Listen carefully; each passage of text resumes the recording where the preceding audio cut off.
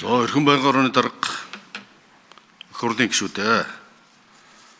За дэлхийн нийтийн өмнө тулгарсан нийтийн бүтээгдэхүүний хомсдол үнийн өсөлтөөс шалтгаалсан эдийн засгийн хямралт байдалтай давхцуулсан улс төрийн гацаа төвжээнд төрийн ажлыг тасалдгүй явуулахад одоо нэг өдөр 1 минут ч гэсэн манай улсад байхгүй байна.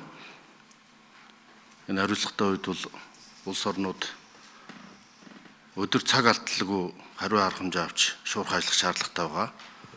Юм учраас энэхүү улс төрчлөлтийн гацаанаас гарах нь миний үүрэг хэмээн ухамсарлан эх орон ард түмнийхээ эрх ашгийг нэн тэргүүнд тавьж Монгол Улсын засгийн газрын тухай хуулийн 22 дугаар зүйлийн 22-ийн 1 хэсгийг үндэслэн Монгол Улсын ерхий сайдын албан тушаалаас чөлөөлөгдөх хүсэлтэй гаргаж байна.